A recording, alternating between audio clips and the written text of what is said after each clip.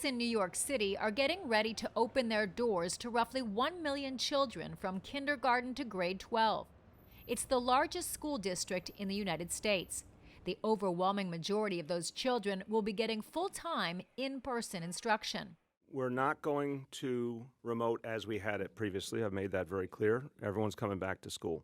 Exemptions will be made for immunocompromised children who can opt for home instruction with a certified teacher, but the rest will have to return to school in person. Masking will be mandatory, and all Department of Education staff will have to have had at least one dose of a coronavirus vaccine by September 27th. New York City parents have mixed reactions to the return to in-person instruction. I'm not worried because the kids are masked. We're vaccinated at home. We're very careful. And I think the importance of them being in school, especially at their age, is more important. It's a calculated risk. I'm not really all that worried. It doesn't affect kids that much. I think if they keep masks on in school, they'll be fine. It's a bit nerve-wracking when you have kids that's under the age of getting the vaccine.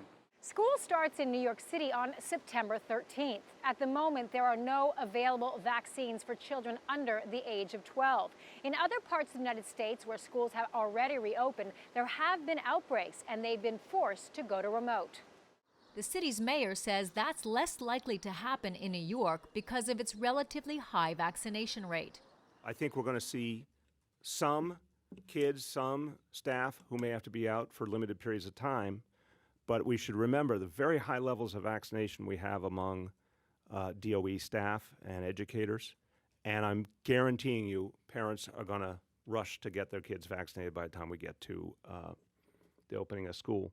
Last year, before vaccines became available, schools in New York City were open for partial in-person instruction. The rate of transmission was much lower in schools than in the rest of the community.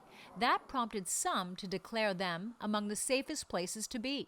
But that was before the much more contagious Delta variant became the dominant strain. The question now is whether the vaccines and masking at schools will be enough to prevent major outbreaks. Karina Huber, CGTN, New York.